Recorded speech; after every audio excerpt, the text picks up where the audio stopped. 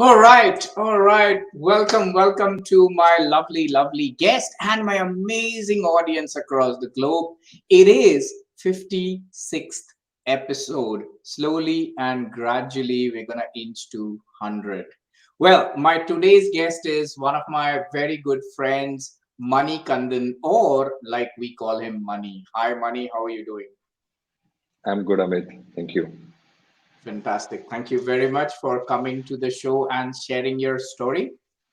And let me talk about money and let me talk about a general situation.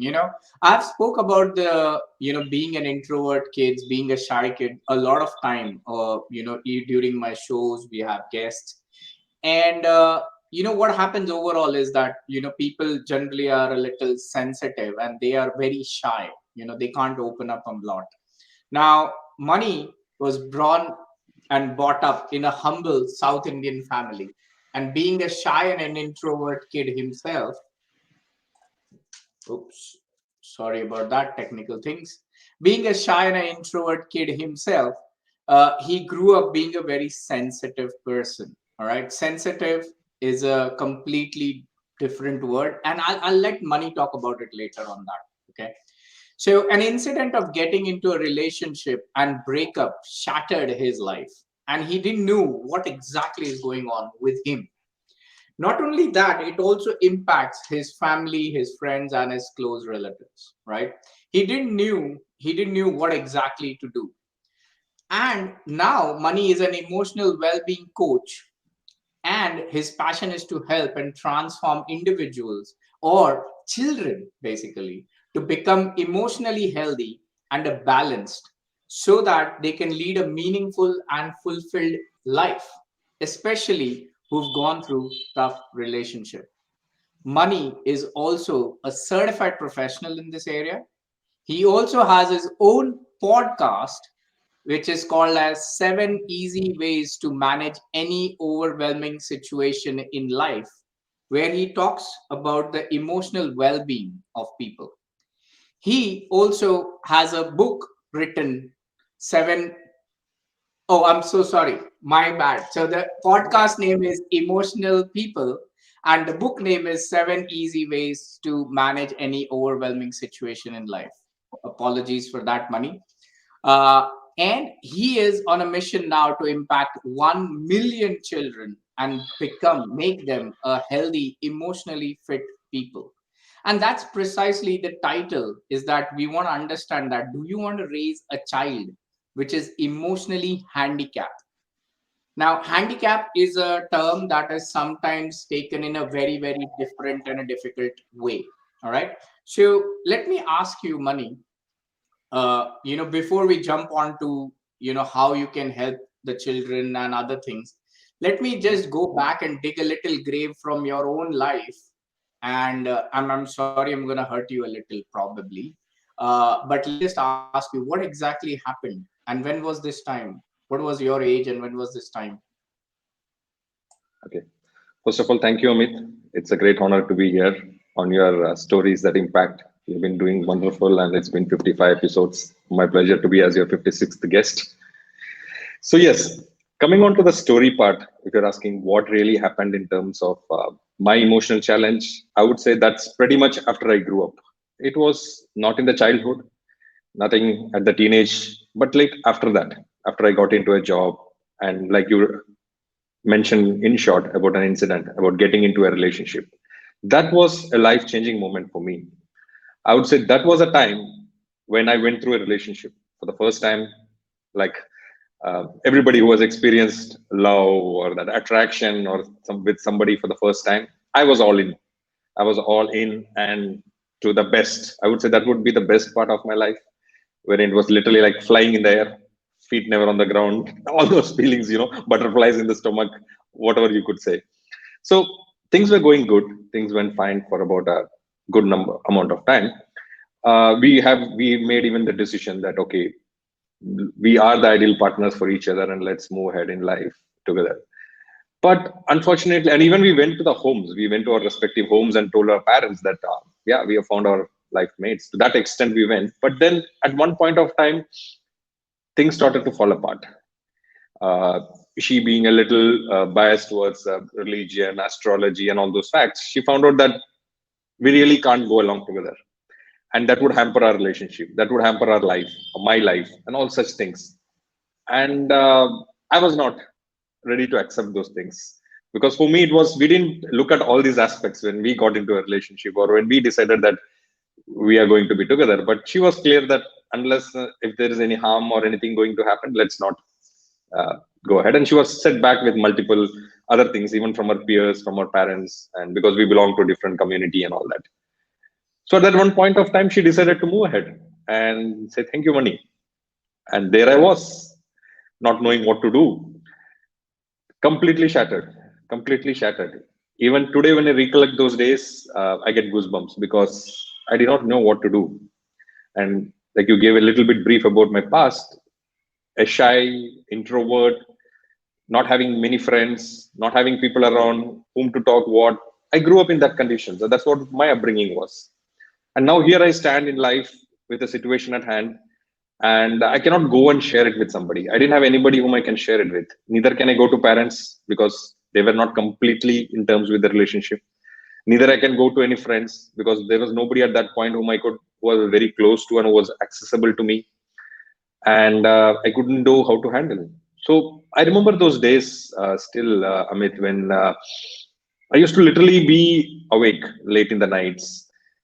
In the mornings, it used to be just, I'm alive, I'm doing my things. I used to be working at that point. So I used to go to the job, I used to be working, and suddenly somebody talks something, somebody cracks something, joke or something in a group, and my eyes would literally flow. I used to be in tears. It has nothing to do with me, but I don't know what. I was not in that world. I was not. I was alive physically, but not mentally and emotionally. I was lost somewhere. Something was missing in me. So that's what changed, or that's what was a strong episode of my life, which made me realize that something is wrong. What have I missed? What is that I don't know? And this is not. I'm the first person this is happening with. It could have happened with many more. So that consciousness, that awareness, and all built in me, but it took a little bit of time. I would say not a little bit of time. It's close to about a decade till when I decided that okay, wake up, go ahead in life. And then I move ahead, and ultimately everything happened in life. I got married with a wonderful lady, and I have a kid now, and then the journey continues. That's Wow. brief. Wow. No, I can only imagine because I got married to my high school girlfriend. Okay, so now I can imagine if it would have been broken back then, I don't know what the hell would have happened. But yeah, it's not a, though I'm smiling, or it's not a matter of joke, because there are extreme steps sometimes people take, right? And I want to know that, in your state, because you were introvert, you were like that shy kid, I don't want to talk to anybody, or probably you don't have any some person whom you have that trustworthy relationship other than your parents in a way. So how, what was the thoughts like? Did you really thought, and I'm just asking this because a lot of people do that. Did you thought of like, okay, I'm gonna kill myself, sort of? That was the last step which came to my mind.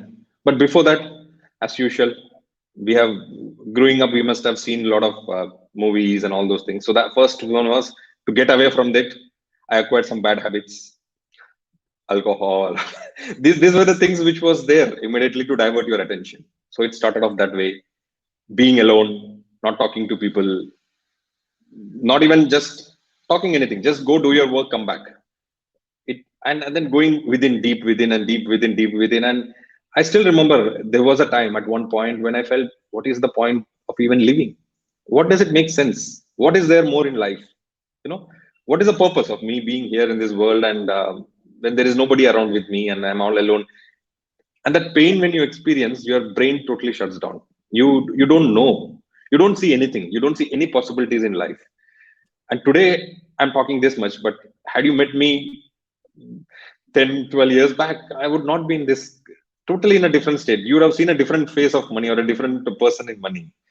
um, Helpless, clueless. And yes, that thought did come to me at one point of time, wherein I felt there's no meaning to life.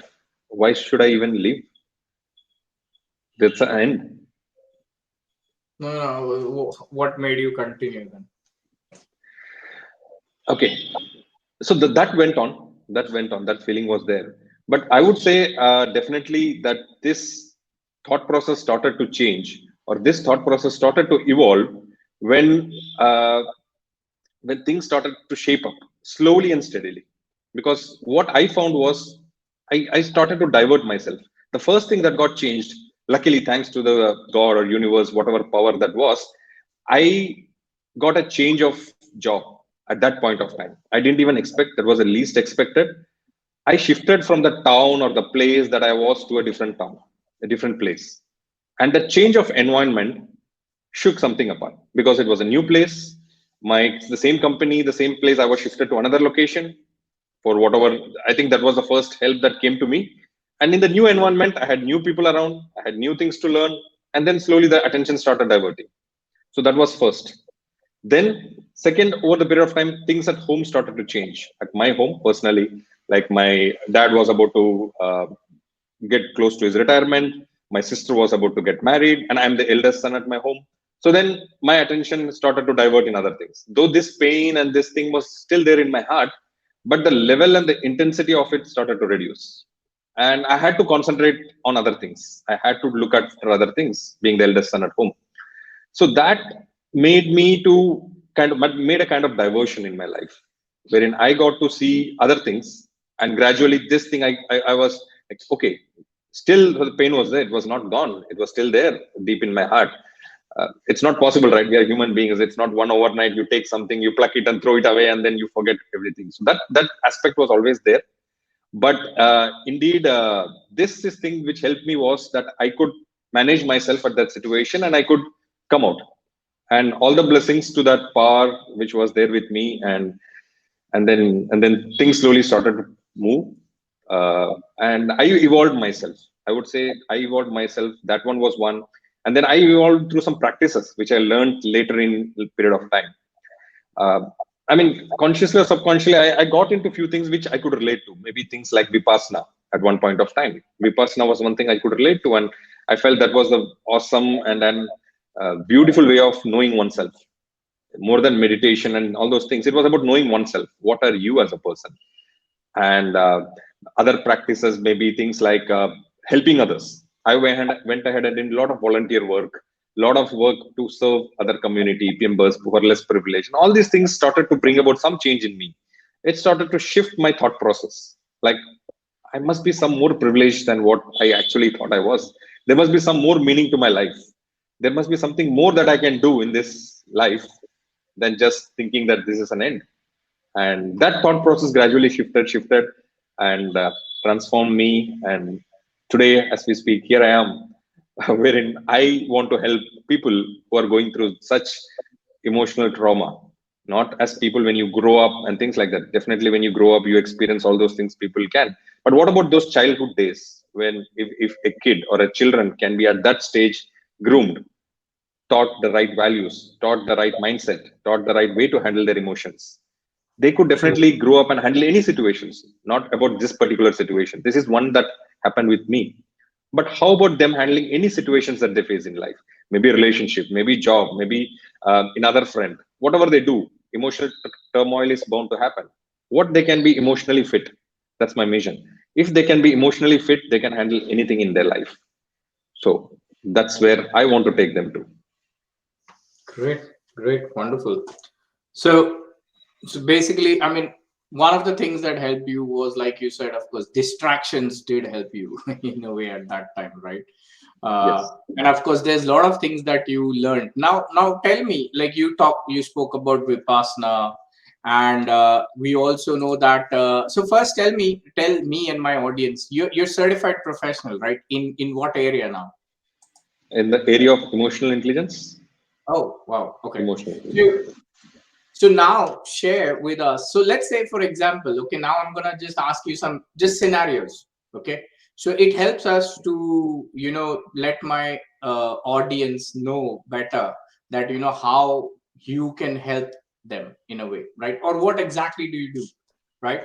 So let's say, for example, first tell me that, how do you think a parent should now take care of their child in an emotionally way, so that the child doesn't become emotional handicap? Or first, sorry, tell me what exactly is emotionally handicap means, because my Good audience question. would first like to know that word handicap. People hate it many Yeah. times. Yeah. In a way, it's not right. Also, like you rightly said, to call it handicap. Let's call emotionally challenged.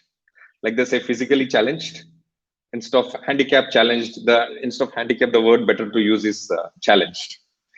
So when we talk about, let's say, physically challenged, what do we mean? Physically challenged could be due to, when we compare it in that way, it could be due to different reasons, right? It could be due to birth, it could be due to an accident, or it could be due to some medical conditions, whatever be it. By any of these reasons, somebody could be physically challenged, like by birth or whatever reasons. Similarly, if you take in the case of emotions, uh, things like somebody not able to handle situations in life, we can even call it mentally crippled, or somebody feeling weak, or getting hurt in small situations, not being able to manage simple problems in life. I see that. I'll talk about that later. Small things in life due to which they crumble down like ice flakes. Small tough situations life throws up. No. Oh, kids. Oh man, these days.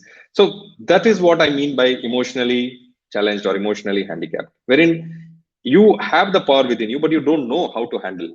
Like a handicapped person cannot do activities like a normal person, like somebody not having a hand, for example, or not having a proper functioning of hand, cannot lift, cannot move around so easily with their like other people do. Similarly, you being an emotionally challenged or person cannot handle things in life. What the life throws upon you. Every day is a challenge. Every day is, you could have situations in your life, and everybody's circumstances are different.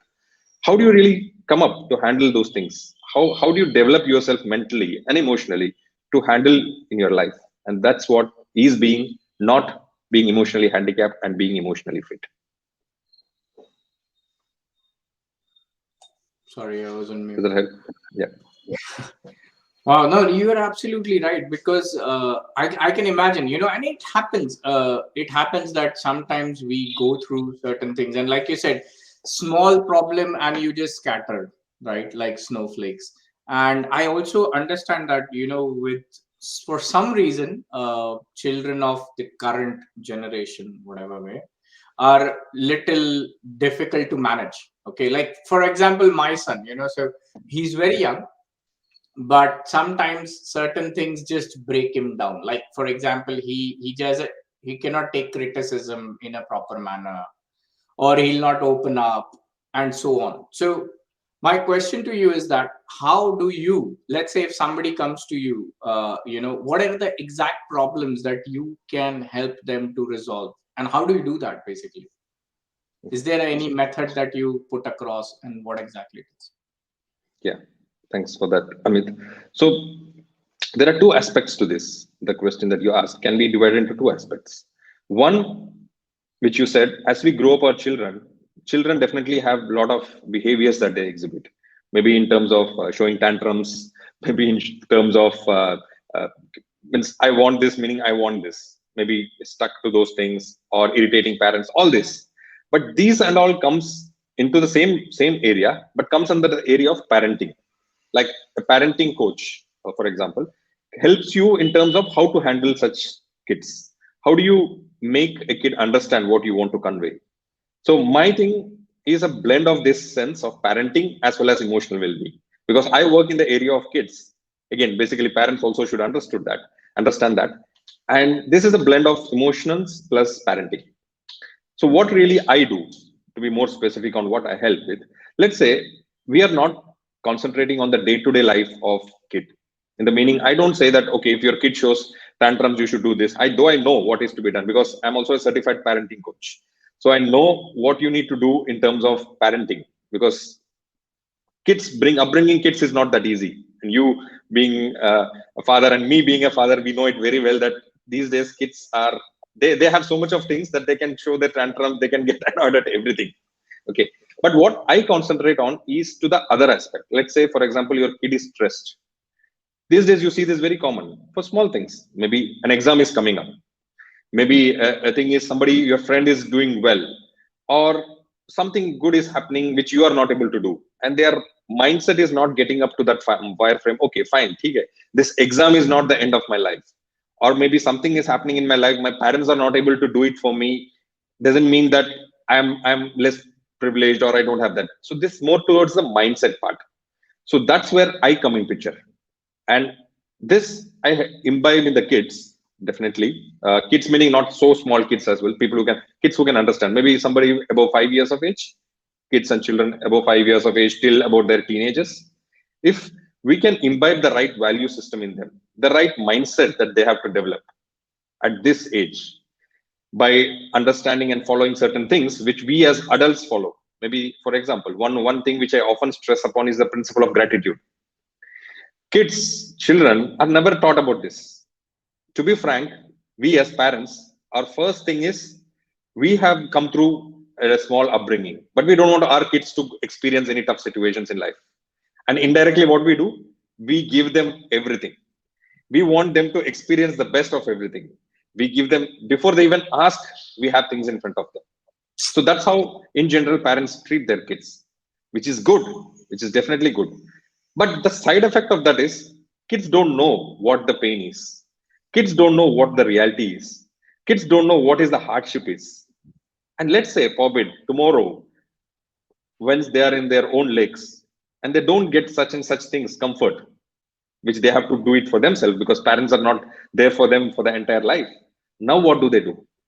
And they stand facing the world where everything you have to do by yourself, and they don't know what to do because everything is not there. You're out of your home, no comfort. You need to maybe share a PG, or maybe you have to live with somebody. You will not have proper facilities. You don't have all the comforts that you got in home, and you are not able to handle those things. And then you get into the corporate world. It's not easy. Here, parents have pampered you so much. There, you see the hardships. Your boss shouts at you. Your people, how do you handle those situations? And you get crumbled.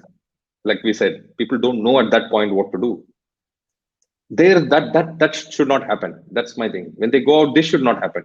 They should know, despite me getting all these things, what are the things that I can be grateful about? What are the things that I need to imbibe in my life, that I need to know, okay, today I'm getting these things, but despite that, if I have to continue, I need to put in my work. I need to put in my hardship.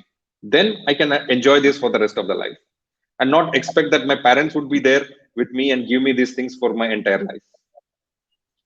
Very, very, very, very, very apt. Okay, like you absolutely correct. Like nowadays, you have smaller families, and you got more money in a way, and people want to give their best. I agree. And yes, children are definitely gonna have a certain level of challenge. I completely agree.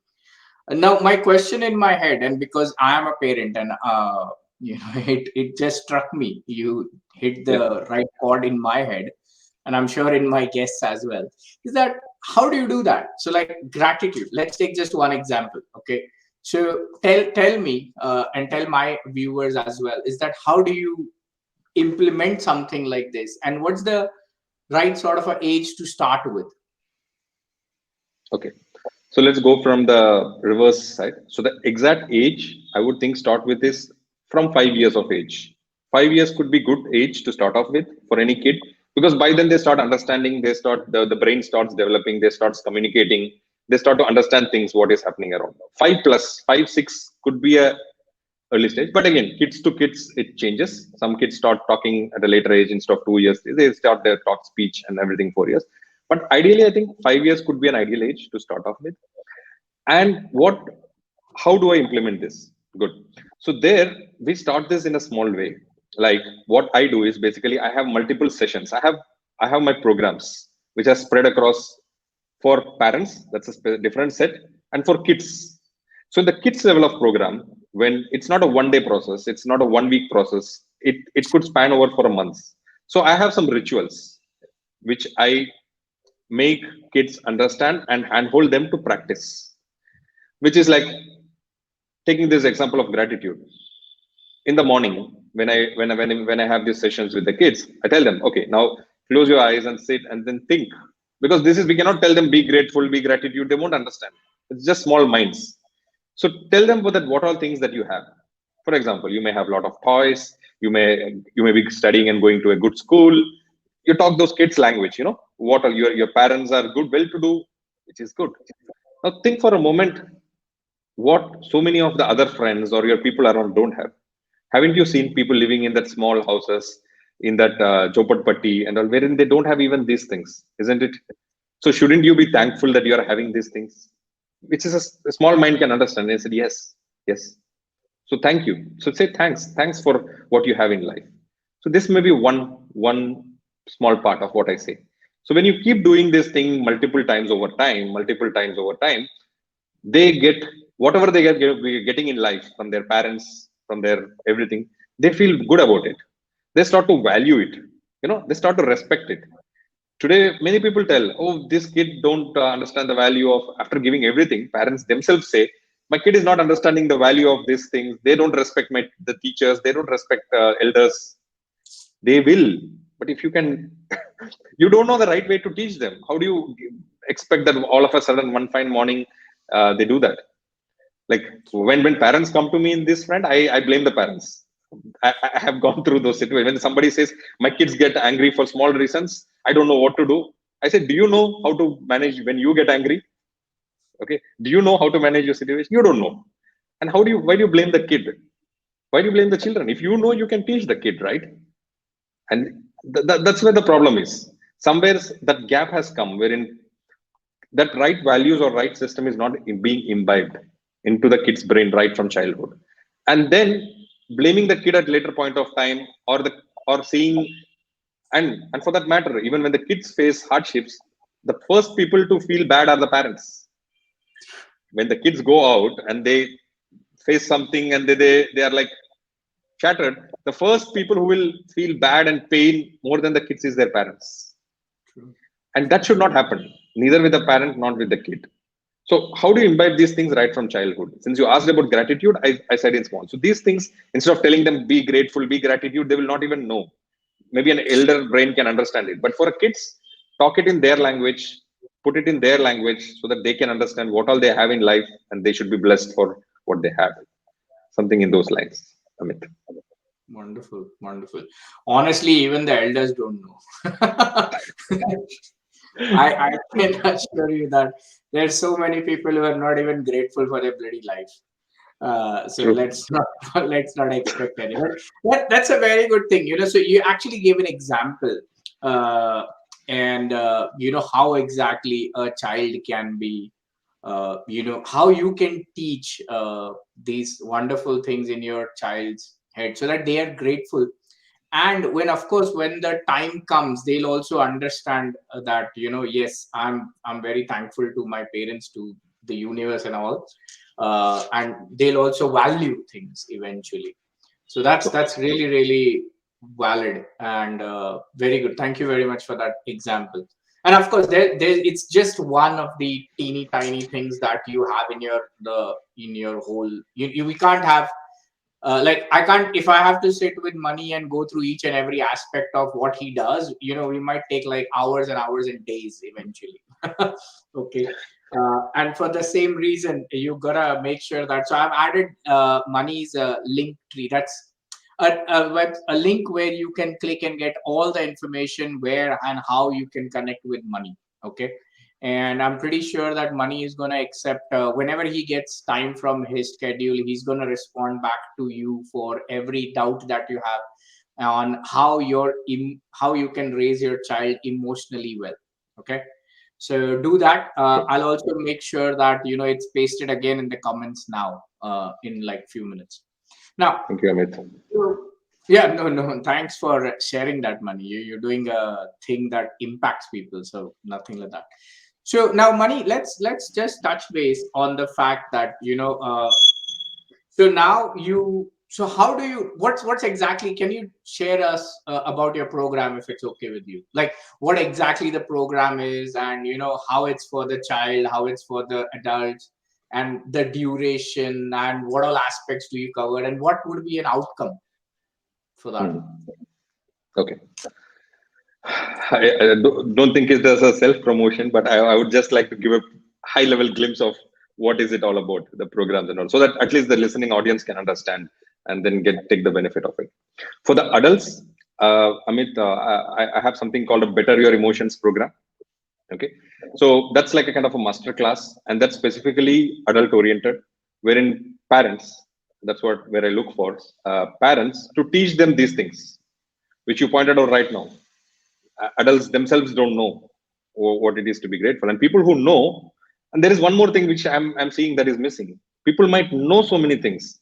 When I teach about things, these are simple concepts. When I tell you, you need to be grateful, you need to understand what is forgiveness, this is what is sometimes holding you back, and all those things, I know this.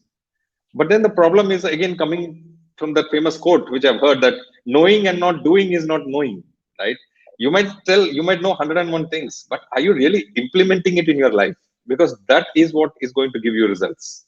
If you say you know everything, you might have got the result by then. You must have known how to practice, and you must have taught your kids. So my first aim through my this program or this masterclass, Better Your Emotions masterclass, is to teach adults, is to imbibe these things in the adults so that they can transfer it to their children. Because parents are the best teachers for the kid. That's what I believe.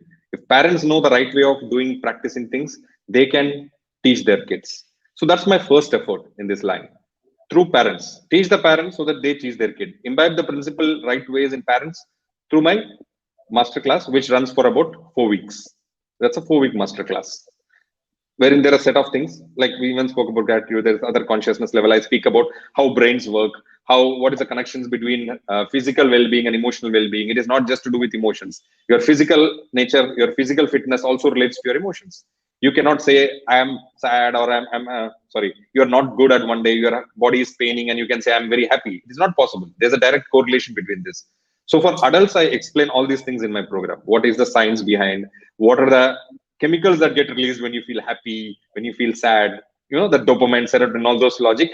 So all those things which an adult people can understand, I explain all these things in that 4 week, and also handhold them and try to implement them along with that, so that they learn, they benefit, they teach the kids. That's the one level of my aspect of taking. The next one is directly to the kids. When parents say that I am busy and I don't have time, or somebody is that way, then is my other level of thing which I directly have for the kids, which is starting with something like a morning rituals, you can call, wherein I have kids and I teach them how do they practice it. The like the same example that I told earlier, wherein I handhold, like I have a session, kids come in, and then I talk to the kids in the kids language. These things are things you can be grateful about. You should be thankful for this, and those terms wherein I directly interact with the kids and I teach the kids this other thing. So it's like a kind of a 1 hour program every day. Every day. There's no Saturdays, there's no Sundays. You can come, you can join, you can learn. You need to practice along with me. Like I'm the teacher, you are practicing with me along with the kids. That's the other level. So these two are the primary focus when try to, one of the key focus I can say, I attack to the kids and give the knowledge. Other than this, there are a lot of other stuff which anybody can access, like our content, your videos and podcasts, my podcast, the emotional people, the books, ebooks, all this way which we can spread this message, wherein I can reach out to more and more people. I keep doing that because that's what gives me a kind of feeling that I'm here to do something, you know. So that's all about. Wonderful, wonderful. That's a well planned and well thought through program, and I'm sure because I know personally, I know you personally, okay, and I know for the fact that how self-centered and calm you are, when it comes to when there's any difficult situation or there's a conflict in a way, right? And I personally have experienced how money handles conflicts, and how he makes sure that it's not only he being calm, it's actually he being calm also spreads and rubs to others, and everyone eventually tried to get into the same place. So I can only imagine that your whole program is going to be very, very interesting. Now, oh, we are almost like 35 minutes. It's always like that. We never I realize Yes. time always passes by. Now, I have also put the link there. It's going to be there till the end, so that anyone who wants to, grab it. And also, it's also there in the all the messages that on all the platforms, that's LinkedIn, Facebook, and YouTube. So with the introduction, so make sure to click on it and book a call, or I think Money, you have options like that, right? Where people can at Yes. least come and get in touch with you. Yes, definitely. There is a link to book a discovery call. There is a link to all my social media profiles. There is a link to the podcast. There is a link to everything, all that. The book, everything is there in that link. One link. Wow. Awesome. Awesome. Great. So now, Money, we are almost at the tail end, and this is one common question that I always ask to all my guests. Okay. And the question is that, do you think that sharing stories can impact? Oh man, there is no second thought about it, Amit. I would 110% agree that sharing stories would impact, because what drives me today after me sharing my part of story is my story, my pain, what I went through. Because my story, I thought was had no meaning, right? At one point of time, my thought was that this story, why it happened to me, why I had to go through all these struggles, why I had to face that pain. But then later I realized that I had to face that pain because I don't want anybody else to face that pain. And my story is what pushes me to move ahead. If today I'm doing all these things, it is not for no reason. The only reason which pushes me every day when I wake up in the morning is my story. And that's powerful. And that is the power of your story. It's not any story. Your story is so very powerful. It can drive you to any crazy extent. You can go to any level. There is no limit to it. When you suffer something, when you have experienced that, it no more becomes anything that you have heard from somebody. It's your story, and your story is definitely powerful. So I totally agree that stories are the one who change, and stories are the one that can create an impact. Lovely, lovely. Absolutely right. Knowing a personal story, knowing your story, yeah, when you went through it, when you realized it, and now you're there so that you can help others so that they don't go through the same problems or shit in a way that you went through, right, during your times. So lovely, lovely. So with that, we're at the end of the show, and before I pass on to Money for his last comments on his topic and what he wants to talk to all of you lovely guests, if you want to connect with me and be on this show, all you have to do is just ping me. And do not forget to connect with the link tree that is mentioned here with Money and understand what exactly he does. Go through his book, get through the discovery session if you want to. I'm sure you would have kids. You might have seen some other children whom you think are too much either pampered or spoiled or need some guidance that can make their life better, eventually making the parents' life better and happier. And there is just one comment that I've got now. Let me share. It's Harish WH. I think Harish, I think you might have to type the whole thing again. I am very bad at abbreviations. Okay, let me. I'm an old school guy. I think maybe something he typed and it left halfway Yeah, in W, where or what or something like that. yeah. Again, So Harish, again. here is the link in case if that's the thing. That's the link again. I'm just sharing it here. And meanwhile, I'll again pass it on to. So thank you, Mani, once again for coming and blessing the show. It was a My pleasure. privilege. And I hope to see you on my show once again in probably 2022. It's 2021, right? Yeah, I keep forgetting it. And Hari says thanks for sharing. Yep, no Thank you, worries. Alish. Thank you. Fantastic. So over to you, Money. Any last words that you want to share with the guests here, with the audience? I'm sorry. Yes. The last word is for, I mean, equally applicable to parents, equally applicable to kids, their kids, children, everybody. This is a very good thought that parents have always, that we need to give our best. We need to give our best in terms of materials, in terms of things, in terms of facilities, everything these days. Because economically things have grown, things have changed. That is there with most of the middle class or higher middle class or upper middle class parents, you can say. But with all these things, what they forget is the aspect of how to make the child also mentally and emotionally capable and fit, and give them the best in that area as well, not just in terms of materialistic things, in terms of this aspects also. So pay attention to that at this point of time when the kid grows, because you are the best guides, you are the best teachers. And if you don't pay attention at this age, things might be different when they grow up. And at that point, there is no use in blaming someone else for having grown up such an adult, or having grown up a weak, mentally weak and emotionally weak teenager or adult, rather than yourself. So spend time, learn things, and help your kids along with all that you give, all that you pamper, also to be emotionally fit. That's all I want to share. Thank you, Amit. Awesome. Awesome. Thank you very much, Money. And thank you to all the lovely audiences. Stay connected with Money. Stay connected with me. And thank you very much for watching the show. Money, once again, thank you. And God bless you. And may you not even touch a million, touch a billion lives with and impact all the future generations so that we have a better planet to live on to. Thank you. Thank you. Thank you, Amit. It's been an honor to be here. Thank you very much.